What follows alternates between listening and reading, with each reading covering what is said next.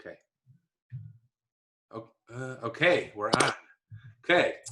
All right. So here we go. Episode 1. Hello, everybody. I'm Darren Way. Go ahead. All right. I'm Nick Marshall. I'm Amy Meacher. So, all right. Well, we're gonna see how this goes, right? We're gonna see.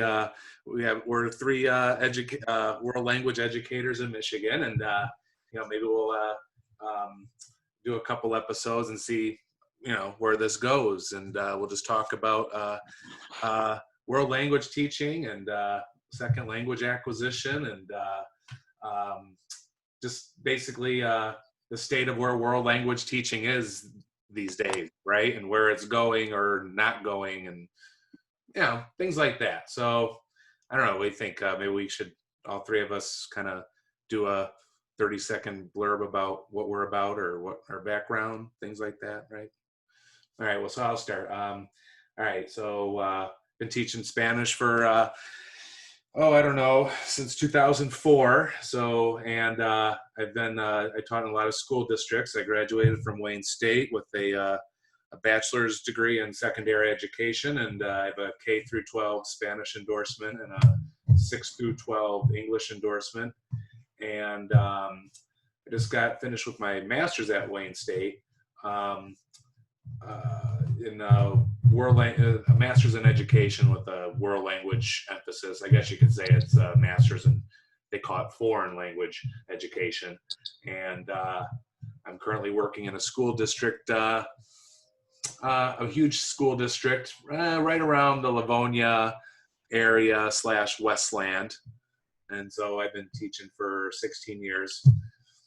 And on the side, I kind of do a lot of stuff I read a lot about second language acquisition. I've been doing teaching based on CI basically since 2004.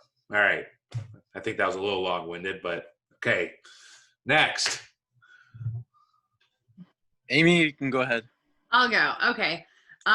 So let's see. I got my bachelor's in Spanish language and literature, and obviously secondary education from Grand Valley State University.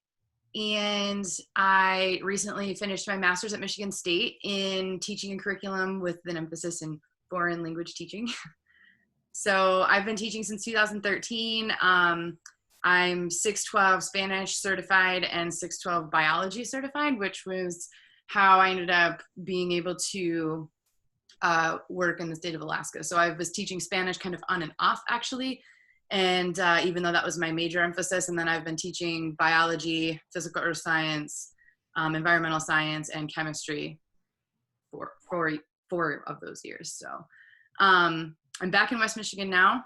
I am working in a school district in Muskegon County. So it's where I grew up, which is pretty awesome. I'm trying to buy a house, so I'm starting to settle down a little bit, and have kind of tossed the idea around of postgraduate education in kind of a second language acquisition capacity, some sort of something in that arena, maybe a research-based situation. It's really fascinating to me, actually, more so than the education aspect anymore. So I'm like really interested in kind of doing more along those lines here in the next, 5 years or so. Oh.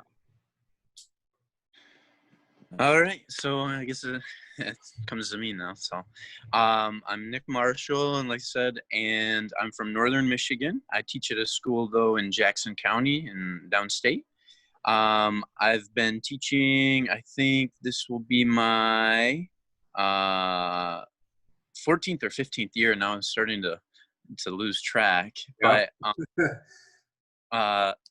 But I have an emphasis, or I went to Central Michigan, and I graduated with a degree in secondary ed. I can teach English, Spanish, and this is going to sound crazy, but I can also teach social studies and ESL.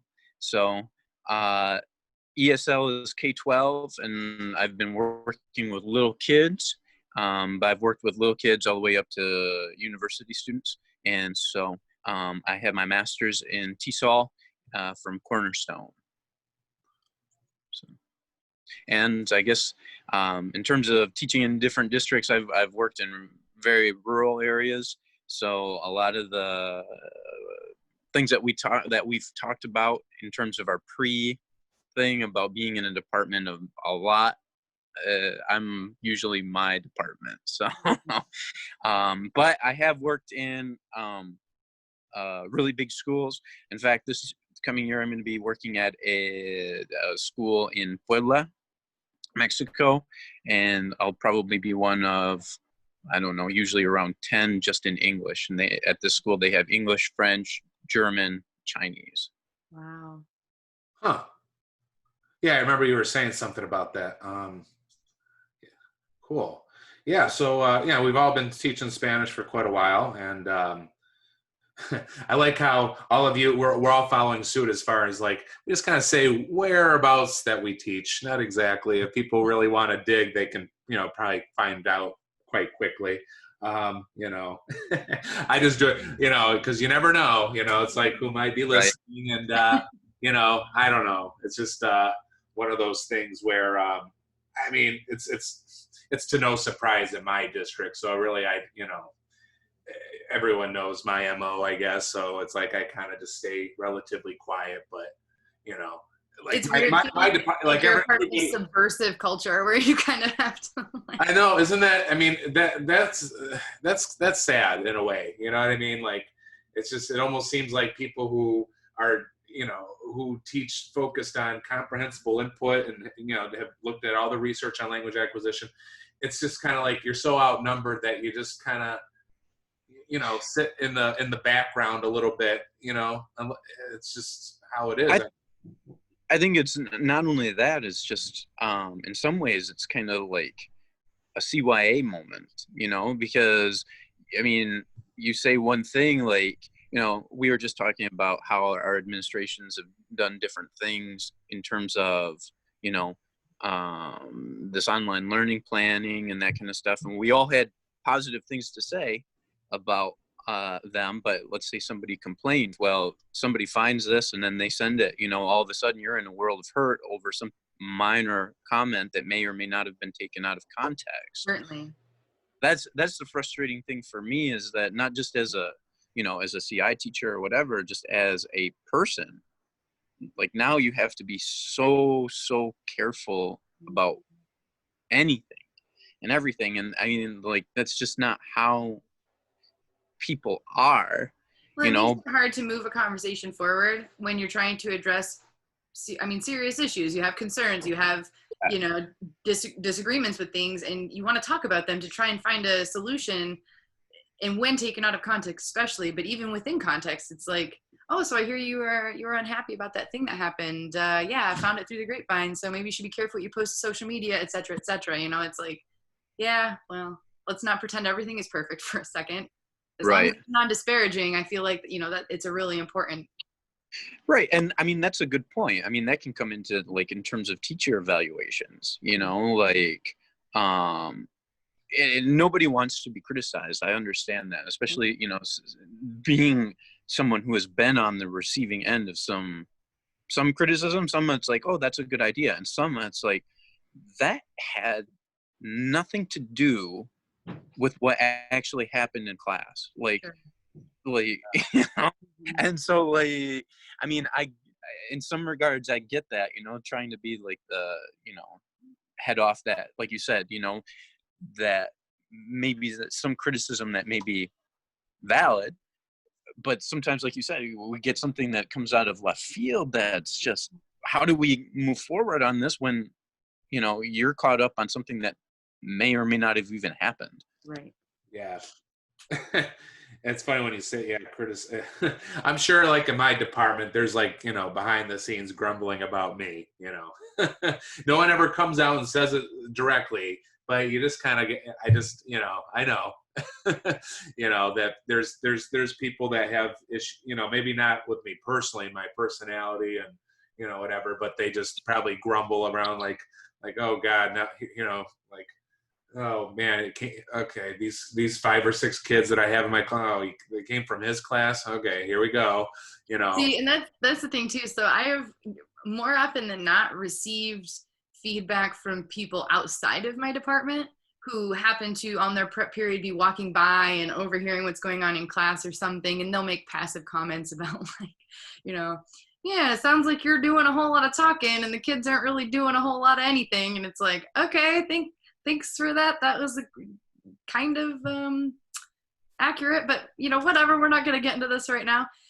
What I have concerns with for myself is I know I'm filtering my Spanish 1s into my colleague's Spanish 2, and she has been really supportive actually in regards to my teaching style. She thinks that it's you know, it's interesting, and she realizes the style, yes. So she's not really interested in, I don't think so much doing CI strategies. I think she's really comfortable with how she teaches, but she has been supportive insofar as she hasn't told me like, I need you to have them learning this vocab, or I need you to have them doing this drill. I'm just afraid that I'm sending my kiddos to her and they're going to feel, you know, kind of stuck in the mud and unable to keep up with the kids who had her for Spanish 1. So that's where I'm a little bit. right? I mean, exactly. I mean, I teach level 1 and 2. I've been doing that for the vast majority of my teaching career has been level 1 or 2. So in the district I'm working in now, I'm going into year 4. That's all I've been teaching. I had the same schedule, level 1, level 2, right? So, you know, I got some insight obviously on the other spectrum where I'm teaching level 2 and I'm getting all these kids, you know, that I will ask simple questions and have some small little Spanish 1 stories, and then but Right. yet they had an A in Spanish 1. So shouldn't I, you know, it can be flipped, right? You know, some sort of frustration things, it can be flipped around. So it's like, well, if these students had an A in Spanish 1 the entire year, Yeah. shouldn't they be able to listen and understand a very simplistic story and do a retell of it? So what does that A mean, you know? Mhm. So it comes to like how you're being taught and how you're being assessed, you know. The same thing with maybe students who might go on to level 2 in someone else's class. I don't really worry too much about them being prepared. I kind of do some sort of like, you know, springtime grammar drilling.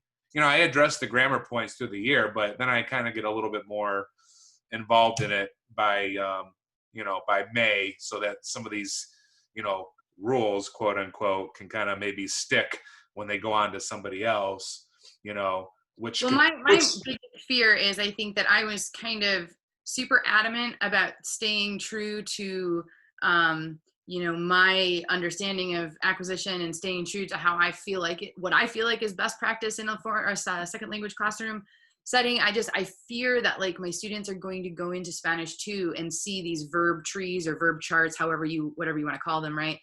And she's already going to be, or in any case, any Spanish 2 teacher who's teaching grammatically is going to be moving into assumably preterite and imperfect, right? They're moving back into the past tense then in Spanish 2. But they're expecting this foundation of my students already understand this verb chart.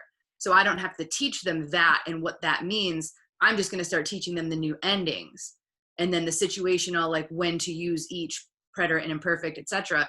And I'm afraid my students are going to be like, what is this chart? Sure, Like, well, what is this thing? I don't even understand why this is being used. And they're going to see endings that they're familiar with because we've been using them in Spanish 1. They're going to see these endings and say, oh, I know what that means when it's attached to a verb, but I don't know what this chart is. right. That's the thing. It seems like, you know, with teachers who are teaching explicitly in grammar and all the rules and stuff, you know, I don't expect them to change. I don't expect them to bend, you know, Right. when they're coming into my class. I'll just take wherever they are and put them where I want them to be at the end of the year. And then, you know, in turn, they should just do the same thing. To me, it almost seems like anyone who's focused on acquisition are the ones that are bending for, you know, everyone else. And to me, it's kind of in a sense not really a big deal. I mean, what's the, honestly, what's the big deal to throw out the verb chart and explain it explicitly for, 10 minutes a week out of your entire week. So, you know what I'm saying? Like, here it is. Here's the conjugations. This is what you're going to be. This is probably might be what you're expected to do next year, and just kind of pepper it in throughout the whole school year and keep it maybe just like, over the entire school year, maybe it encompasses maybe 15% of your time, So listening to this, I guess I have two questions. Because I've only been using CI. This was the first year that I used CI, and look at where it ended up. But I used it a little bit the year prior, but I wouldn't say that I necessarily taught just for just grammar. Like try to acquisition, but threw a little bit of grammar in there because I'm probably one of the few that actually like it. But I guess when I had two questions that came up as you guys were speaking. One was how much, and this is more probably for you, Darren, since you teach level 2. If you have kids from level 1 to level 2 that took you in level 1, level 2, do you see a lot of the slide? Or, do they hold on to that a little bit more, or is it one of those things that, hey, you know what, June 3rd, they're done, it's out, and they kind of look at it and say, yeah, I think I remember that from last year or something like that. That was the first question I had. And then the second one is, as somebody who is new to this, one thing that I noticed while teaching is that, I had to specifically, I gave them the verb chart eventually, maybe halfway through the year, because they were not getting the yo, or they weren't getting the to. I mean, they could tell a great story with he or she, but, and even if I threw it in there and it's like, oh, what do you think this means? And this kind of stuff. And they'd be like, oh, you could see that there were like some connections, but like, it was like pulling teeth, trying to get them to put the yo form, on certain verbs. Cause I could read what they were saying and everybody knew yo, but at the end of the day, they were just like, yo baila, blah, blah, blah, blah, blah. And it's like, no, it's yo bailo, and, right. And just like real minor corrections, but it was like a constant. So those were the two questions that came up as I was listening. Well, I was really focused on the second question. We'll go back to you can restate the first question, but as far as, if you're doing a lot of stories and things like that, then it's always third person, right? And I don't know, it's just like the natural thing of acquisition. Eventually, I want to say like Bill Van Patten said something like, it's not necessarily third person, it's called null verb. I don't know, where that's just the first thing that's acquired. And then eventually, things just kind of work its way out. So, you have no control of it. And, but I guess in a sense, the only thing you can really control is maybe, tell stories, right? And movie talks and this and that, but then stop and then do personalized questions, right? So like, for example, like, I don't know, just off the top of my head, like, all right, there's a boy named Josh, and he lives in a house with his 2 sisters, and he has 3 cats. And then you just stop the story right there, and say, what's his name? Josh. Okay, how many cats does he have? 2. Does he have 2 siblings or 1 sibling? And do all the circling, but then also throw in some personalized questions and say, hey, raise your hand. Who has a cat? Oh, you have a cat? Oh, you have a cat? Oh, you do too? I have 2 cats. So now you're circling the verb form a little bit. Right. And then, and then you move the story along a little bit. Now you're back in third person. Stop, ask circle questions, yes and no, either ors over the story. And then at that point, go into personalized questions again to, circle the yo and the tu, and then move on.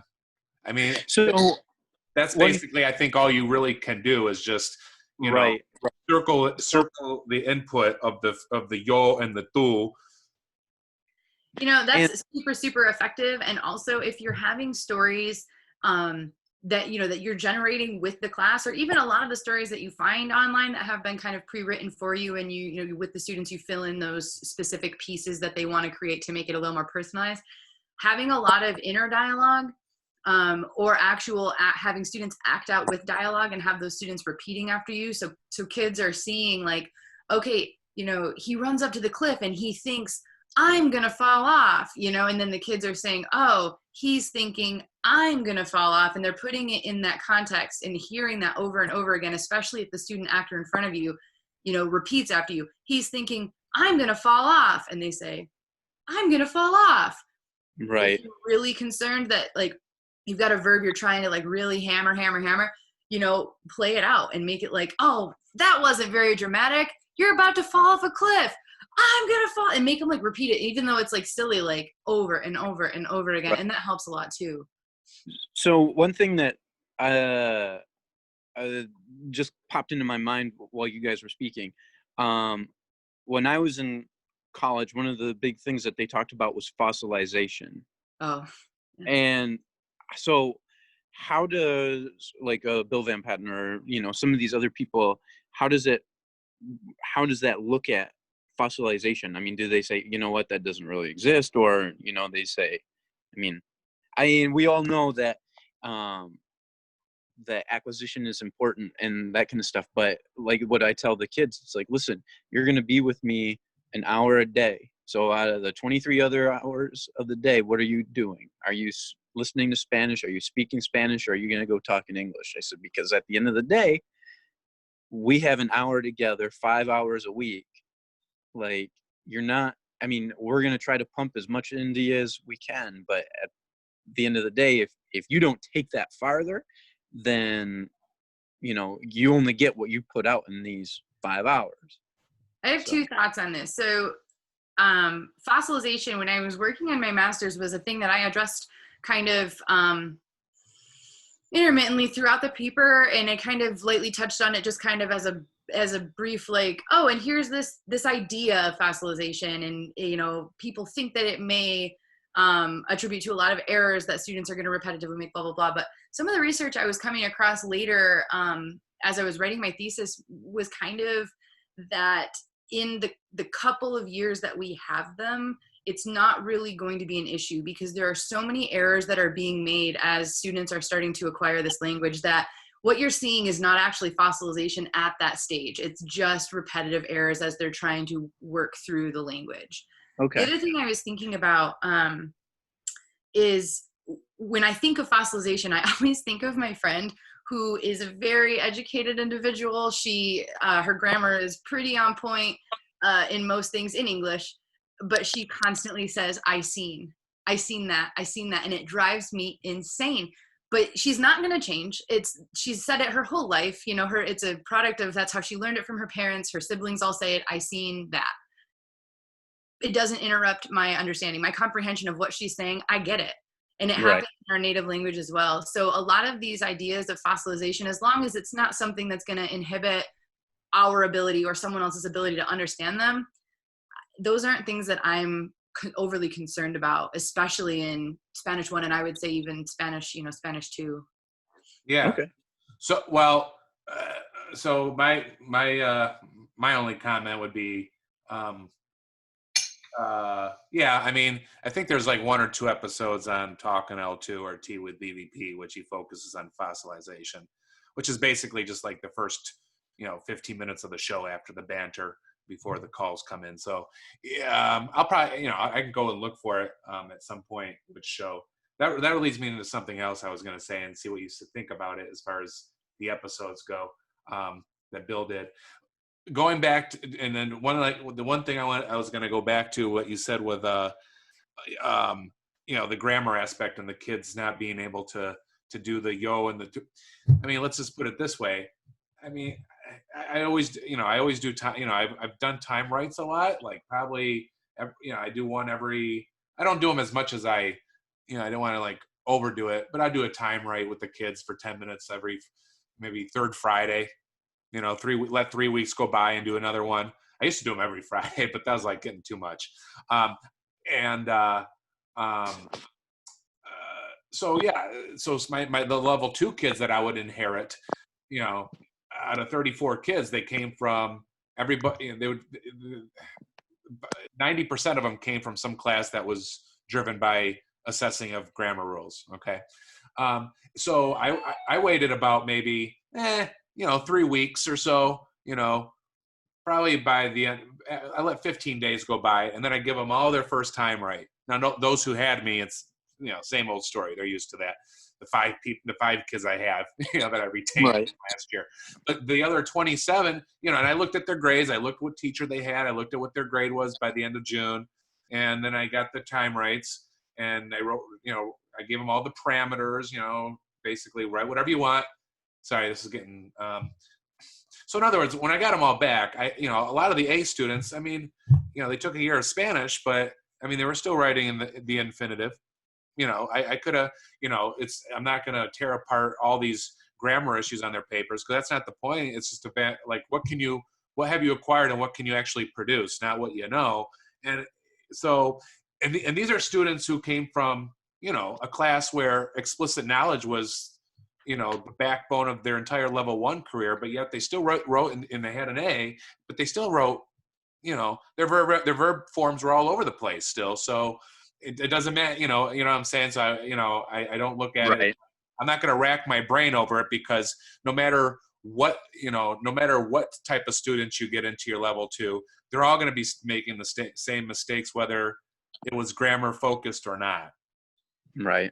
I'm curious. And I have them. I've got, I made PDF files of all of them, and it's just like, so the proof's right there, So I'm curious, Darren, when you have these students come to you in Spanish 2 from a grammar-centered classroom, after that first, like that initial week or that initial time right, or any of these first kind of CI type activities that you do you have them, all the students, but focusing kind of in my mindset on these kids that are coming from a grammar-based classroom, do you have them answer a question in regards to how they're feeling, like confidence-wise, pride-wise, like, hey, after this first time, right, how did you feel about that? How did you feel you were able to use the language? Or did you feel like it was really, available to you? Or did you struggle to come up with words? Have them ask that question, and then on the next one, do the same and see if they're feeling more confident after 3 weeks of CI, or have you done that? No, I mean, no. I didn't, no, I didn't. And for no other reason other than I'm just curious. I would be curious to hear their responses. There's no proof like, oh, this makes CI way better, because that's not the mindset here. I'm just curious of what their thought process is. I didn't survey like their personal responses of coming into my class, Right. At one point I did survey, I had a couple simple questions of just to get some background of like what their exposure to Spanish was the year before. Mm-hmm. But, yeah. I will maybe this time around. Well, who knows what happens at this school year, but what was I going to say? But intuitively, I know based on their behaviors and that, because, it's just, for me, it's like, it's 4 or 5 months of battling to get everybody on the same page and put the expectations of like, what is it like to listen for the intent to understand the whole hour, where honestly, some kids would tell me that they're, that they would say maybe 10 or 15 minutes of Spanish was spoken in their level 1 class on any given day. Right. So it is, there's, there is pushback, but eventually they come along. But some are adamant. They just don't want, they don't want to have anything about it. They still are on the struggle bus for the whole year. But well, and I think sometimes these kind of questionnaires or whatever, these surveys that I sometimes ask my kids, I think do more for the kids than for me. So if I have them write down, this was really hard, like I wasn't able to do anything, I don't ever want to do this again, 15 minutes was way too long, whatever they write, assuming that's the negative aspect, right? Then fast forward 3 weeks or 6 weeks after having done 1 or 2 more with a lot more input, chunked in the middle, they may forget what they wrote 6 weeks ago and now say it's getting a lot easier, or, you know, it still really sucks. I feel like 15 minutes is too long, but I'm able to write more, or whatever. Maybe they say, no, it's still terrible. Well, And then show them, you know, that might help get that buy-in. The more you pay attention, the easier this gets. well, they do graph their word count. They have a graph sheet with them, and they you know, as soon as I turn, you know, they keep all their time rights for the whole year. So I mean, they see their progression, you know. And valid. I'm just curious as to how many students, if without the teacher kind of forcing them to, how many are looking at that and genuinely taking into account not only like the number increase in words per minute or whatever, but actually taking into account the ease or the pleasure with which they're able to write. Because most students just, I mean, in my experience, most students just look at it, and unless they're really dedicated to Spanish or really into my class, because it's obviously the most fun class in the high school, unless they're in that situation, they're just tossing it in their portfolios and saying, sweet, turn it into the bin. What can I do now? Can we get on our phones? I mean, that's like, their mindset is so distraction driven. Well, but like listening to that, I'm trying to think, like, even when I was in high school, like, I mean, I was a good student and everything, but it was always one of those things like, all right, I want to get done so I can talk to my friends. Mm-hmm. Yeah. I mean, like, that is interesting. I'd never thought about that. About like asking them, all right, what do you think? And I may ask them, you know, impromptu, like, hey, what do you guys think? How do you know, how many people wrote more words this week? How many people felt that this was getting better? But I think, and I get a kind of a gauge, but it might be better to have those and then like just kind of hand them back, you know, like you said, a couple weeks later, and just be like, hey, look at, like, this is what you said for your very first one. Mm-hmm. So I do like the idea though, Darren, that you had that. See, I was doing them every Friday last year. And because one of the things that one of the struggles for me was, how do I grade them? And like we talked the other day, and this is before our podcast, but like, you know, it becomes a subjective thing. Like, is this kid paying attention? Yes or no? And like, so I felt like I needed to have something like in my hand that I can look at and say, yep, this is where I would expect an A student to be. This is about where a B student would be, or whatever. Because the way that I graded it is I looked at it and I said, okay, can I understand it as somebody who has a lot of background in, I mean, not just, you know, teaching wise, but personal wise, like, where would this be? Is this really hard to understand? So I had it like a A, a B, a C, and then a D or below in terms of grading. And I was saying, like, A, I could read this, a native speaker could read it, this looks good, they'd know what you're talking about. B, kind of the same thing, it might be a little bit more difficult, and that would be the scale. So like, the way that I felt about it is like, okay, this gives me something tangible to show to a parent, to be like, why is my kid not doing well in your class? And be like, this is why. So that would be one thing too. Like, I like this idea about spacing out these free writes, but then how do you grade that's not just something like, oh, you know, Johnny was talking when I was talking, -2 or whatever. I just, you know, count the number of words, put it at the top, turn it in, 10 points in the grade book, done. I don't, you know, if you had 30 words, 10 points, 150, 10 points. You know, it's just one of the, it's like a little formative assessment, I guess, for me and the student to both, you know, see, just give you an idea of like, you know, the kind of growth that's happening and move on, I guess. So do you just look at word count then? Well, I read it, you know.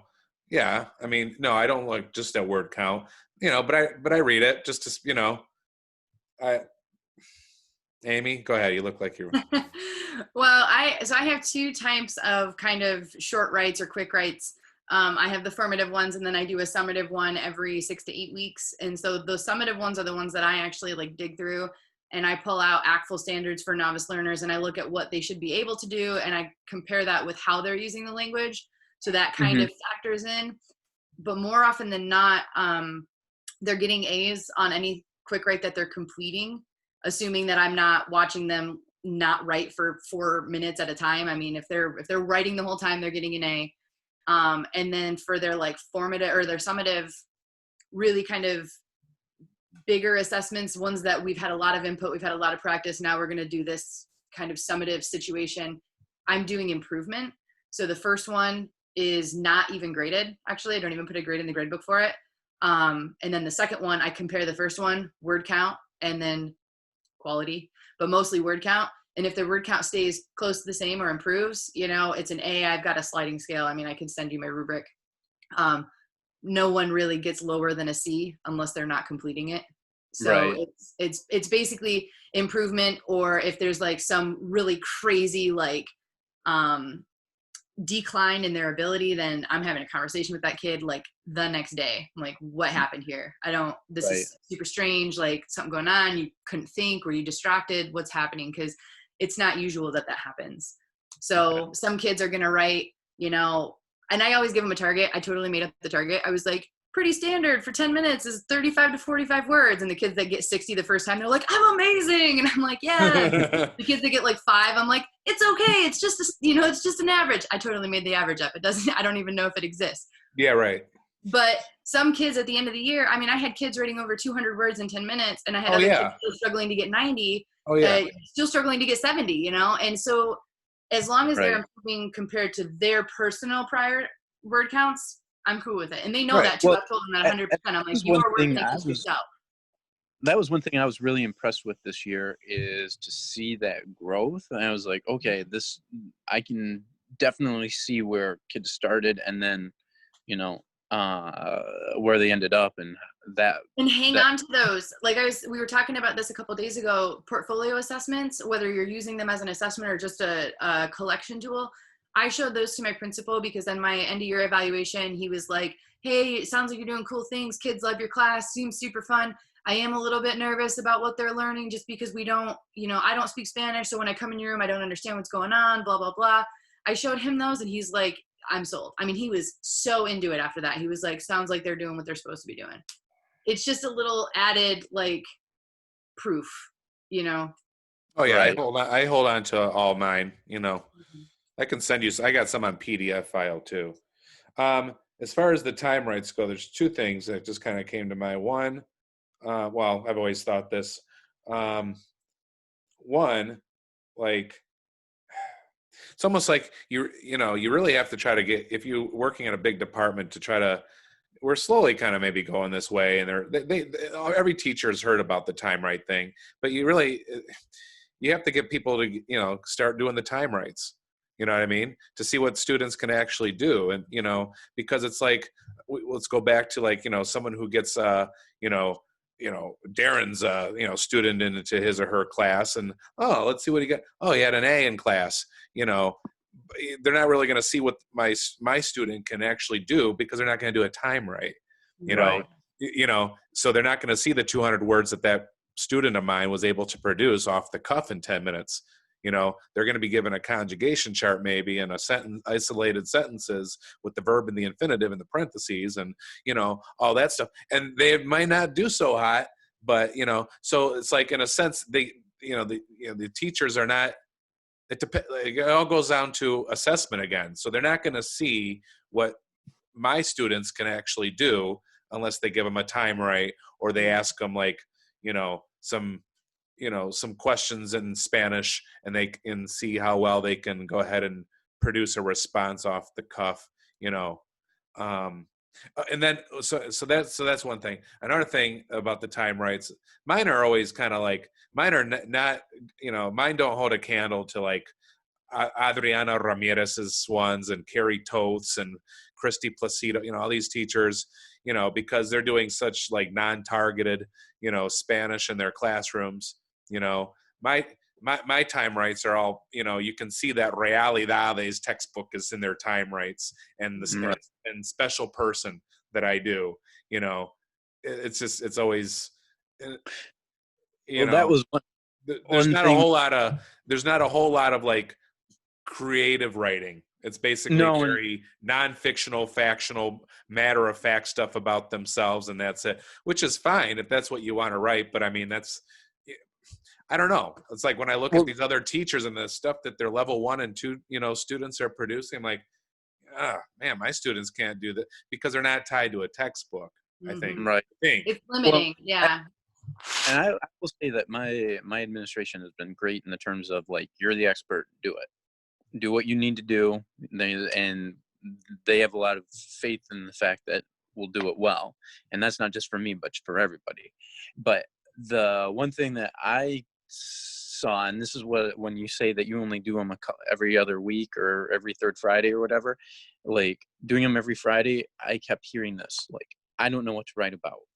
And it's like, okay, well, just write about a story that we did or write about a person. And so like, I mean, I read through them and I would try to remember what each kid would write about. And it seemed like every week they might add a few words, which is great, you know, and that's the whole point. But I mean, like there was one student in particular I can think of that wrote the exact same story every time. And she was always the one who'd be like, I don't have anything to write about. And it's just like, okay, well, write about what you remember. Maybe this, and that was just one of the things that's like, okay, I like this idea of spacing it out a little bit more just to give them, you know. I had a student take mad notes when we would do calendar talk, card talk, write and discuss. She was, I mean, just super dedicated about copying everything down. And I'm like, I had my eye on her the whole time since day one. I'm like, this girl, she's like me. I mean, she likes grammar too, you know, like, I mean, she likes to learn all this stuff. I didn't know what was happening at first. I found out shortly thereafter she was going home and rewriting all of this in a pretty cohesive, understandable, very simple paragraph, and she was memorizing it. And so for all of her timed writes over the course of the year, she would just add a few sentences at the end, but it was memorized word for, so it was perfect. It was perfect, but it was the same with additions, and that she had been memorizing it. By the end of the year, I was like, all right, this is what you're gonna have to recite this in front of the class because I want to see you do it. And she did, and it was like a 180 word memorized paragraph, and I'm like, okay, whatever. I didn't specify not to do that, so that's clever. Well, Nick, if it's the same thing, maybe, you know, I don't know, maybe some spelling and some conventions of grammar have improved. If it's, Right. No, and I mean, like there were definitely improvements. It's just one of those things that was like, there were, I want to say, so I had a class, I only teach one class, one section. And so I had 30 some odd students in there. And I mean, it was the same 2 or 3 that is just like, I don't know what to write about. And it's like, okay, well, you know, you throw out a couple ideas and it's like, oh, that's boring. And it's like, you know, it's like, well, write about what you know. And again, it's just turns out to be the same thing. But I think one of the ideas or one of the things was I was doing them too often. So then that way they didn't have, I don't want to say they didn't have anything. I don't want to say that they didn't have anything new. It's just that they weren't comfortable with using the newer stuff yet. So they wanted to, you know, at the end of the day, a lot of these kids are not worried about what they're learning. They're worried about, okay, am I going to get an A? And some of that comes from home, some of that from whatever. So. Yeah. Well, you know, you always kind of give them, you know, a whole bunch of ideas, you know, and then if they want to do, you know, I even tell them, it's like, write a story. It doesn't, you know, there doesn't have to be any plot. It doesn't have to go anywhere. You can just say, you know, so-and-so went to the grocery store, bought some milk, came home and watched TV, whatever. You know, it's like, just, it doesn't have to go anywhere, you know, just keep writing and just come up with something just to talk about. I'm also curious, Nick, are you giving them a little bit of brainstorm time at the beginning of their quick writes? No, I would not really. One of the things that I would do first semester is on the board, we would do a class brain dump for like 5 or 10 minutes where we would throw out things that we've talked about. This was always in English for me. Just things we've talked about, weather, date, and I'd leave it up on the board. So if they got stuck, they could always go back to that. And then in second semester, I would start saying, okay, partner up. And, you know, and this is not my idea, by the way. I totally stole this probably from Tina or somebody. I'm not taking credit. This is totally not me, but I would have them do kind of in English with their partner, come up with some ideas, and then any kind of verbs that you want to know how to say for that thing. Or like if you are trying to create a story and you want to talk about giraffes, but you don't know how to say giraffe, I would let them call me over and I would be like human dictionary for 10 minutes and I would give them 1 or 2 words that they could use to fill in those blanks. And so that was beneficial for kids anyway. They felt more comfortable having some sort of jumping off point.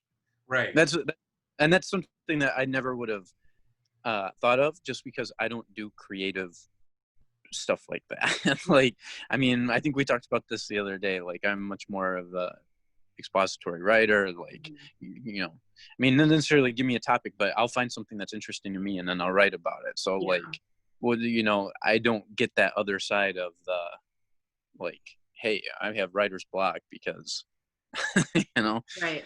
so those are really good ideas. And that's not anything that I would have thought about. So.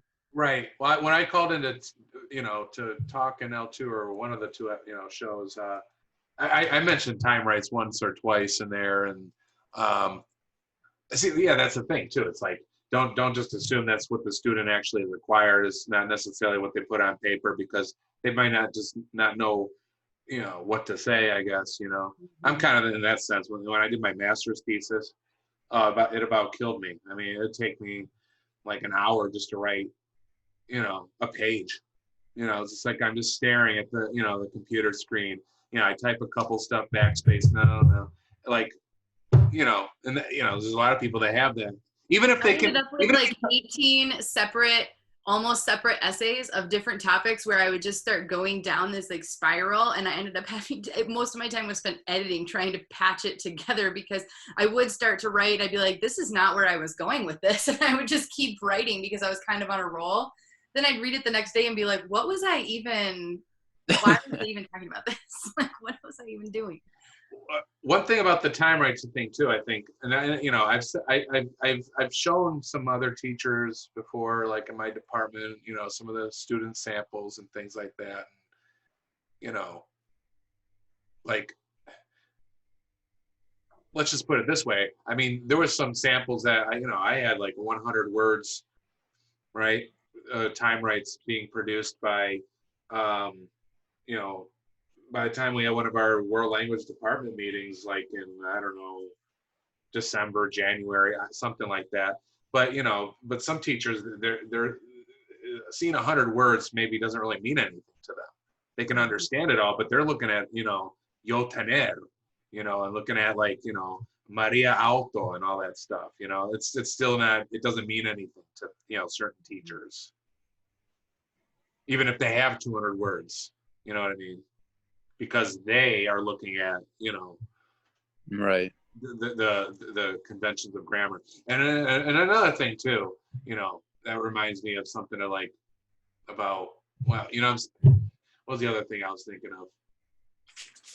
Like sometimes, there's teachers out there like, oh, he's a CI teacher, storytelling, Blaine Ray, oh yeah, I've heard about, or, I think some teachers who hear all these things and they, I think they have this misunderstanding that somehow teachers who are focused on CI and acquisition are not concerned about grammar conventions. Right. Well, yeah, we are. We just know by the research of how you acquire grammar. I mean, we're not dismissing that it doesn't exist. Right. The rules in the textbook explaining grammar are made up, are not psychologically real. I mean, grammar. Well, and it's really hard when you have these rules that we've set in place, because sometimes they make sense, and then you have all of these exceptions to those rules to somehow make the rest of the things that happen fit into the rules you've set aside. That was what always threw me off when I was learning grammar, is you've got these rules, but only when this, or except for this one time, or these 5 weird rules, or these 5 weird verbs that don't follow that, or whatever the case may be.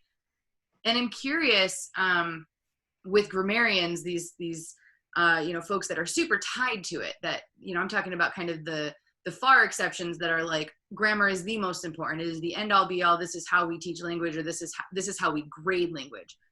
I'd be curious to hear from them. And I don't know how to reach out to people other than within our own districts. I am on the Spanish teachers in the US Facebook group, so it's not CI related at all. It's not TPR, TPRS, or any of that. It's just Spanish teachers in the US. And I'd be curious to ask them, maybe I'll put a post out on Facebook for those who love grammar, like, what's the deal? Like, what is the thing that makes them feel like it is so important? Well, I think it's just basically like, well, I think it's basically the textbook. You think it is? It's the ease with which they can use the curriculum materials and grade? It's the textbook. They feel that like the publishers and who write these things, they think that's how you learn and teach language, is by thematic units, vocab lists, and grammar rules. So they're just, it's You think they're bought into the expertise of the company that makes the textbook? probably, Yeah. it's, yeah, I mean, yeah. So, I mean, yeah, the textbook is their curriculum. So, right? So you look at like, okay, we got the school unit and the 6 forms of tener and ears in here, and what other grammar point is forced into a thematic unit. And so now they got to figure out some kind of way to convey all this information in this chapter to their kids, both vocabulary, thematically, and grammar, because they're following the textbook. So you're teaching to what information is in that chapter, right? Yeah. I don't know. I think that's part of it. I think it gives people a lot of comfort, but at the same time, it's like, I mean, to say that there are rules, it kind of settles some people down. And obviously there are always exceptions, but to some people, I mean, that kind of stuff makes sense in terms of, like, this is what happens. And it gives a little bit of maybe predictability. And I this is really interesting to me, and what Amy just said too, about how, like, there are these rules and there are these exceptions and that kind of stuff, but maybe somebody who like, we have somebody who's, for example, I have somebody in my district who is certified Spanish but doesn't like to speak it. So at least with her, it gives her a little bit of a background, or a little bit of somebody they can say, like, this is the rule, and I guess where I struggle with this on so many levels, because I learned Spanish primarily grammar based, because I started in college, where they kind of have this expectation that you've had high school before, so you kind of have a background. So I always felt like I was kind of swimming upstream, and I'm good at learning that way. Flashcards work for me, grammar trees work for me, so it was easy for me to learn that way. And so it's hard for me when I start to think about, like, what do I want my kids to get out of my class? Because if they want to be Spanish grammarians, if they want to go to school to learn Spanish language and its functions and linguistics and whatever, then certainly they have a similar learning style to me, and that's great. But that's such a select few that it concerns me. My mind is trailing off because I have so many thoughts on this.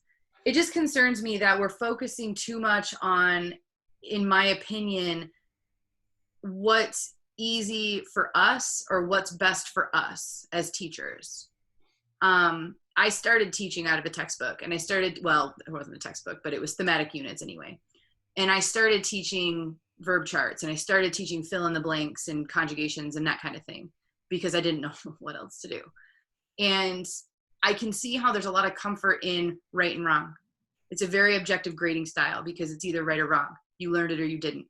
And that I get. I understand that 100%. It's a lot harder to grade this subjective way that we've discussed. It's way harder, and it's harder to defend, I think. But I'm just curious I would be curious to know if teachers who are so dead set on teaching grammar have thought about these things, or if they're just doing it because that's what they're doing. Well, to throw in my background or my personal story, I had been wanting to try the CI for a little bit, but I'll be honest, like, I was terrified because I'd been to a couple different workshops on it, and they're talking. I still don't know this. Like, they showed a Far Side cartoon, and there was somebody on a desert island, and the guy is waving his hands and this kind of stuff, and I don't know how to say that, and so they're going on and they're telling a story about this stuff, and my hang up, I couldn't get over the fact it's like I wouldn't be able to describe what's going on in this in Spanish, because I mean, and this is you know, this is me now saying this. I still don't know how to say some of these things. Mhm. And it's like, we don't have to know 100%. I'm not a native speaker, but at the same time, it's like, okay, well, if I'm going to do this, I need to have a little bit more background. And some of the things, like the teacher I referenced earlier, she's close to being done. She hasn't being done in terms of retiring. She hasn't been teaching Spanish for very much. Sometimes she just gets thrown into it. And so I can see where this would be very difficult for CI in terms of, I don't have the background. Mhm. Background as far as what? Not knowing certain words to be able to say, right? Or Yeah. So like, for example, like like when I went through college, I did a minor, and part of it was because just my learning style. I didn't want to take a literature class. And, you know, reading everything now, it's like you have to read in order to, you know, maybe learn a little bit more grammar, learn vocabulary, that kind of stuff. But I would get bogged down in the fact that I have no idea what's going on. And so I did anything and everything I could to avoid it. Now, I did, so like at Central, they had civilization classes, you know, like history. That was up my alley. That was actually my major in college. So that's the stuff that I wanted to do. And I could get away with a minor by, you know, not taking literature classes, instead doing civilization classes. And that stuff interests me. That's the stuff that I wanted to do. But like, you know, looking back, it's like, okay, I learned more by reading, obviously. And I learned through reading in my civilization classes. But like for these people who are halfway through their careers and been teaching from a textbook and maybe haven't been traveling abroad and that kind of stuff, that's a pretty big pool to jump into. Mhm. And if you're sink or swim, I'd be afraid of sinking a lot more. You know what I'm saying? Yeah, Like, totally. yeah. So right. So if you're presenting like based on using input, there's a certain level of like, you know, competency that the teachers has to have and comfortability, right, to use the language in order Right. to do that, and all the energy that you have to expend like the entire class period versus here, go to page whatever, and I'm going to go sit down while you work on X 1, 2, and 3 with a partner, right? I mean, you have to basically be on the entire, and it's exhausting, right? it is.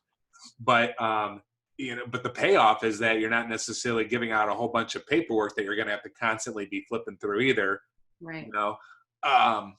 But yeah, I mean, I'm exhausted when I tell the same story for 3 hours in a row. But yeah, I mean, there's a certain like, yeah, you have to have a certain like, you know, you know, maybe test it like an advanced low yourself of whatever language you're teaching, but not even, I mean, not, I don't think so. Not for level 1. I mean, come on. I mean, I mean, basically, I think you're just, and as far as like what you're going to present, you know, you just, let's say, oh, okay, an alligator. Oh, how do you say alligator? Quickly look it up, commit it to memory, right? You know, write the word up on the board like you do for some kids anyway for extra words, you know, but you're also using it for your own sense because Right. you don't have alligator in your you know, lexical, whatever, mental lexicon.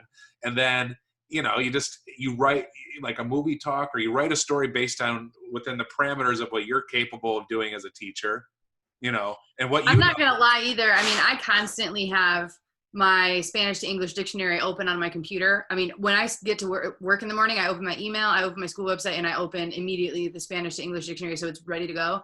Because during any kind of special person interview or card talk, or the kids are going to talk about things that by now I kind of have a pretty good idea of their themes in their lives, you know, animals, foods, video games. I mean, those kinds of things that they're like super into.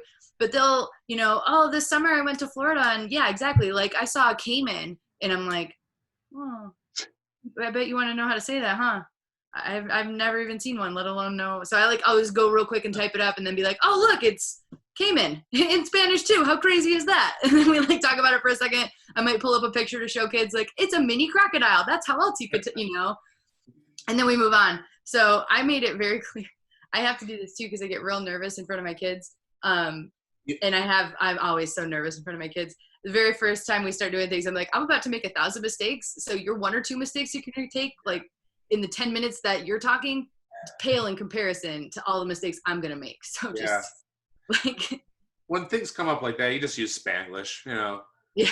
Ella vio un caiman, you know, because really, like with the special person, right? Is in the stories and the movie talk. I mean, you're really focusing on, you know, high frequency verbs. Basically, is what the whole thing's all about, right? Right.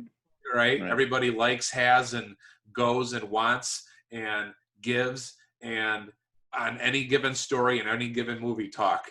You know what I mean? So it's almost, you know, becomes, you know, and knows, is thinking, you know, although, you know, the Sweet 16 is basically, I think, what you're inputting through the back door through any story or any special person or movie talk you're doing. Does that make sense, I guess? Yeah. I'm curious too, Darren, do you have those Sweet 16 verbs and their translations up on your wall? I do. I mean, yeah, they're just they're just in third person, you know. Yeah. I know some people have the first person all crammed The in, whole thing. Oh yeah, no. you know. But yeah, I got them on the left side of the board, you know, all in third person, all 16 of them. So in the present tense, you know. Right. I couldn't find the wall space, or never got around to getting it all into the preterite past for Spanish too. But what I do is when I'm hammering a verb, you know, if it stays on my whiteboard for a week and a half, I mean, like if it's been up there and I've had to rewrite it, I'll put it on a piece of paper and stick it on the wall. And I drilled yo, tú, él, ella. Like I drilled that. So whenever, it's always in third person as well, present tense. And then whenever I use it in the past or in a different subject with a different subject pronoun, I point to it so they know that's the verb that I'm talking about. And we gesture a lot too. So I make them do that. I make them stand up and do that. Like I make this would be good for like a lot of teachers to hear us talking about right now. See, where we're being conscious about verb forms. Yeah. We're not dismissing them by what we're talking. No, absolutely not. No. Yeah. It is just an eye on the time, 12:12. I know I have to get going here. Yeah, I was trying to keep that in mind. All right. Well, that was some good talking. No, it was. I mean, the important thing is like you said, it's a little bit of a I came away with ideas. So hopefully, you know, other people can too. That's the most important thing, because like at the end of the day, like I don't know, if I've been teaching forever, you know, I don't want to say forever, but for 15 years now, and like I don't know everything. And it's this kind of stuff, it's like low pressure, but at the same time we get to discuss like, okay, what's worked, what hasn't, whatever. And I mean, if I come away with something that I learned, I'd like, that's great for me. And so somebody who's just starting out into this, or maybe just starting into CI, like, okay, that makes sense. Yeah, I think a lot, you know, this would definitely benefit those who are coming out of the College of Ed, who have had professors who have not done or said or discussed any of this, which is, unfortunately, I still think, you know, 90% of the methods classes in the university, you know. So, I mean, yeah, you know, otherwise, you know, it's like if we don't have, you know, something like this platform and IFL, you know, and CI Liftoff and Bill Van Patten shows, it's just like, you're just going to constantly keep producing the same, you know, the same thing out. You know, there's got to be some kind of way where, like, you know, up and coming world language teachers can get exposed to this stuff, or some kind of way for, you know, just like Bill said, like a lot of these methods teachers in colleges are not people who are, you know, savvy on second language acquisition and, you know, and things like that. I was lucky for mine, which reminds me, actually, maybe at one point I'll email Bill and maybe we'll get him on. We'll put him. That's awesome. I mean, he's retired now, so, you know, and that might light him a fire to have, like, you know, the Talkin' L2 reunion show he was talking about doing. Well, and that's what I was going to say too, is, you know, for me personally, having spent a year teaching science exclusively, I was feeling a little like I was just kind of dragging my feet on getting back into like, how am I going to evaluate my class possibly online or whatever, just getting back in that Spanish mindset. So this is helpful because now I'm feeling like motivated to actually like focus on these things, and it's getting me kind of out of my funk. So Yeah, I haven't, I haven't really been thinking about it yet, but we're going to have to. So, yeah. all right. Well, we'll do this again sometime soon. We'll talk, and, see if we can get someone, maybe another person we want to, get in on the fun. Yeah. All Right. right. So, so I'll convert this and everything and, send it your way. So I guess that's, All right. that's about it. So cool. First time. Yeah. Went well. Yeah. All right. Good. We'll see you guys later. Thanks a lot. All right. See ya. Bye, everybody. Take care. Bye. Bye.